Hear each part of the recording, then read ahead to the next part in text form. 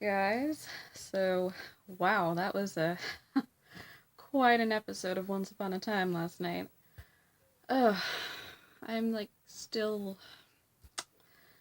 Okay, so here's the thing.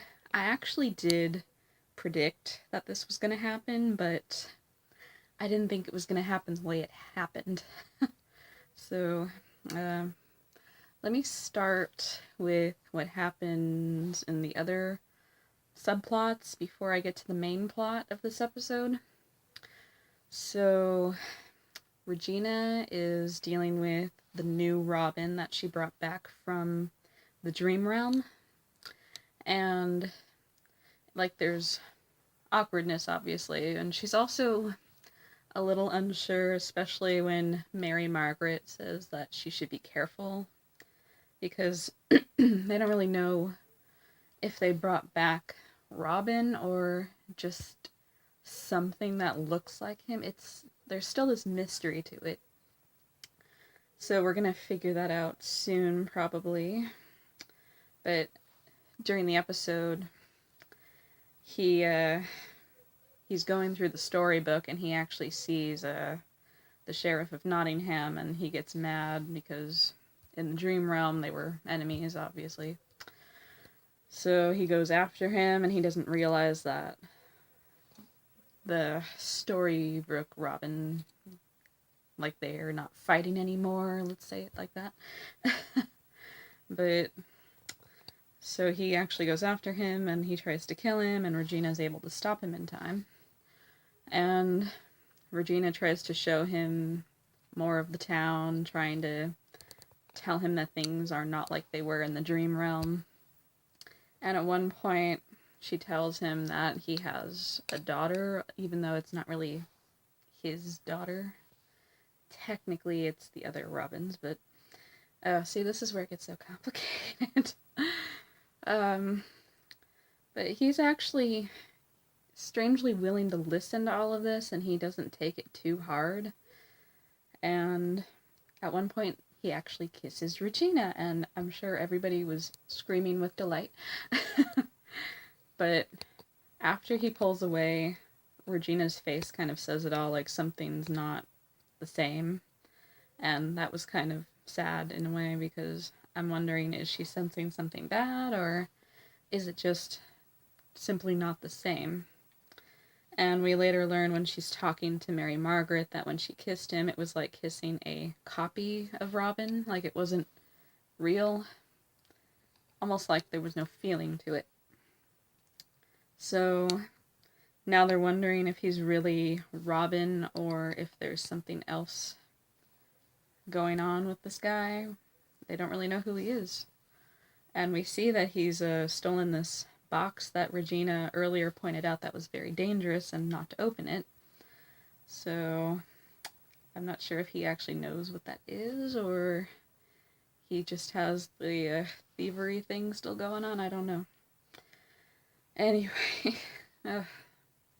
we like to toy with our hearts. So, okay. Trying to think of another. I think that was mostly what was going on besides the main plot. So, to the main plot. At the beginning of the episode, we see a family and they have 2 infant sons. And we learn that it's David and his brother James. And Rumple makes a deal with them because they're both ill. One can survive, or both of them can die. The way one survives is if Rumple takes one of them away to the king to become a prince. So they give up James, and that's how that happened. We actually never really learned the whole story behind David's family, so I really like that we got to learn that. And they always had us believing that David's father was a bad man, like he was a drunk and he didn't have any self-control. But we actually learn in this episode that that was like the complete opposite of how his demise went. So, before I get to that, we see present day David, and they're celebrating, the whole family's celebrating that Emma defeated Gideon, which we didn't see him in this episode, but this is just the aftermath of what went down last episode. And David's outside at one point, and he suddenly sees the ghost of his father, and the father doesn't say much, but he knows that something's up, and he has to figure out who killed him. And it was very, very Hamlet. I actually really liked that they brought that in. I always thought if they were going to do a Hamlet thing, it was going to involve the Lion King, since that was what the story was based on. But that did not happen, so I still like what they did. Sorry, I'm losing my voice. So David's now consumed with trying to figure out what happened to his father, and he actually enlists Hook into helping him. But Hook kind of has other things on his mind at first. He goes to see Dr. Hopper, who's Jiminy Cricket in the Enchanted Forest.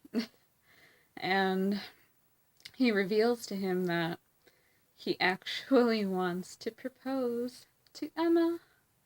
And that made me so happy, because we've been wondering this whole time, is he ever going to propose? And we thought even back in season 5 maybe, but I'm just so... this is where things are going to get complicated, but I'll get to that. Anyway, he shows the ring and everything, and it's just all really nice. Like, we finally know his intentions. And so he wants to ask David permission, and it's very old school, but at the same time it's nice to see how much Hook has really changed. So he goes to David, but that's when David needs Hook's help in figuring out what happened to his father, so he doesn't get to that at that moment. So they figure out where to look. They have this coin that the ghost left David, and they use a spell to figure out where his last location was. I think that's what it was. And they find on the map that he went to Pleasure Island, which, as you guys know, is from Pinocchio. So the thing is, what happens in the past, David's father learns that James has run away, and this is like 6 years later. He's run away, he doesn't really want to be king at all, and he just wants a normal life. Which is actually kind of interesting, considering how James is in the future, which... that was a complicated character. I actually really didn't learn much about him, but he's definitely the opposite of David. So, 6-year-old James is actually very different, which is interesting to see. So he's run off to Pleasure Island, and David's father learns that by going to Rumple. And Rumple actually... this is what was interesting to me. He pretended to make a deal with David's father by just taking a piece of his hair. That was it. And I actually thought, this is where my theory comes in. I thought maybe Rumple would still have that strand of hair, and they'd actually be able to bring the father back to life, or make a copy of him in some way. But right after David's father leaves, Rumple says something like, if only we could all find our sons, something like that. And you realize, oh, he was just faking the deal, which is something you never see with Rumple, especially that version of Rumple. And so that was actually really, that kind of struck me right in the heart, like, oh, he really, really felt like the sense of loss from losing his son. And you realize he's not 100% bad even then. But yeah, the theory about the hair, my friend says it could still be a possibility, but we're not going to see if that happens or not, but at least till the future. So David's father makes his way to Pleasure Island, where he meets Pinocchio when he was a wooden puppet. And it was actually a funny scene. This is where we get to see the true Pinocchio, where the nose just keeps growing when he lies. And he actually helps him find James. So David's father's plan is to bring James home with him, not return him to the king. He doesn't want the reward or anything. He just wants his family together, which is really, really a nice sentiment. It's just, unfortunately, King George finds him, and he's going to offer him the reward and everything, but David's father tries to fight to keep James, but the king is really not going to allow that to happen. So he has his men take David's father away, and they're going to kill him. So this is where we assume that King George was the murderer, in a sense. Like, he had David's father killed. And we learn this through August in Storybrooke, that he remembers seeing David's father at Pleasure Island, and he saw that go down. So David wants to go after King George, who's actually still in Storybrooke. He's in the asylum or the special prison of some kind. So David wants to go after him. Hook tries to actually stop him. And this is actually a really interesting change here. Hook used to be all about vengeance. That was his thing in season 2. He could not help himself. He just constantly had to find a way to stop Rumple. And now he has become a man who is trying to stop David from seeking vengeance. And I think that's a really interesting turn for the character. Like, I really liked that they did that. Unfortunately, David is stubborn, and he handcuffs Hook to a bike rack so he can't follow him. So David makes his way to the prison, and he wants to duel with King George. And they start to fight, but then Hook, somehow managing to escape the handcuffs, he shows up, and he stops the fight, and he talks David into not doing this, because it's not going to bring his father back, it's not going to solve anything. And he tries to convince him that he learned that his father didn't die the way he thought he died, a drunk who was just out of control. He actually was trying to bring his family together, and that should bring a sense of peace to David. And David's just so still very distraught. And this is really the best acting I have seen from Josh Dallas. Not that he's not ever been good, but this scene, just the raw emotion was so, so beautiful. And he's been through so much, you see, and it's just finally time for him to break down and let his feelings out, the scene was just so beautiful. And so with that, David finally feels he can move on. He throws the coin into the water, and his father's ghost disappears. So this is the moment when Hook feels like he can ask David for permission to ask Emma to marry him. And at first David pauses, and Hook is so nervous, like, oh, he's gonna say no, isn't he? But then David smiles, and he says that he has his permission, and that was just such a nice moment. So Hook returns home, and he's about to go inside when August rides up, and he has storybook pages that he had pulled out from the book, and he was going to give them to David. So he gives them to Hook to pass on to David. As Hook is looking through them, he sees a picture of David's father, and we flash back to when David's father was about to be killed by the king's men, and Hook and his men show up, and he kills the 2 men. So we think, oh, okay, he saved him. But on the inside, I was like, oh no, what's he gonna do? So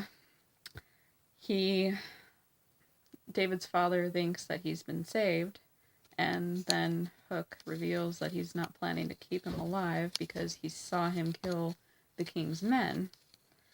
And David's father tries to plead with him, but Hook just doesn't. He just stabs him. So Hook back in Storybrooke, he's realizing that he killed David's father. So now he feels he can't ask Emma to marry him because there's this big thing looming over his conscience. And obviously if he tells David or Emma, it's going to be a lot of turmoil. So that, the ring, the proposal, I felt like it all... Oh, jeez. Hold on.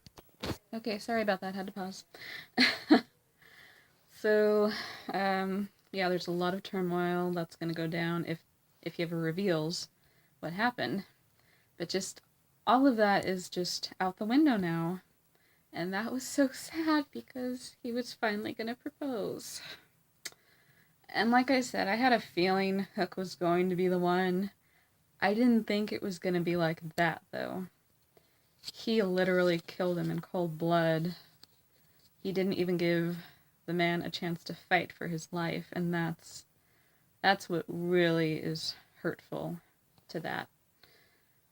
And I mean, even if he had given him a chance to fight, it's still not good, but he really killed him in cold blood, which is really, really bad. I mean, I was kind of relieved that Hook didn't know this whole time that he had killed his father. That kind of was nice that he discovered it, which shows that he's not a liar, he's actually genuine, and now he feels the weight of his actions from the past. So that's really gonna affect what happens in the future. So, that was intense. I really wish that hadn't happened. Darn you, writers of OUAT. Because now we know the truth, and we're just going to be waiting every single episode until Hook tells them, and this is why I'm hoping the hair theory is true, that they can resurrect the father somehow. Because then there will be nothing between them, no bad past. Or maybe, like there's a theory that my friend has, maybe, possibly, David's father didn't die and he went to the land of untold stories, because we actually haven't really gotten back to that. Yeah, we haven't seen that yet, but it's still early in the second half of the season, so maybe there's a chance David's father ended up in the land of untold stories. I hope, because there's got to be some way that this is all gonna just mellow out and Hook's gonna be able to ask Emma to marry him, because they've been through so much. They literally were in the underworld and they almost had to say goodbye, and it's like, just give him a break. So yeah, that's a theory that my friend has, and I'm hoping there's a chance, one way or another, the father might still be alive. So, we're gonna see what happens with that. Alright. I'm sure I have other things to talk about, but that's just too much right now. I'm still in shock from that. I hope you guys enjoyed the episode. I hope you guys enjoyed my recap, and I will see you soon, and we'll see what happens. We'll see Gideon again. Hook's gonna contemplate what he's gonna do about the truth, and all kinds of fun. Alright, I'll see you guys later. Bye!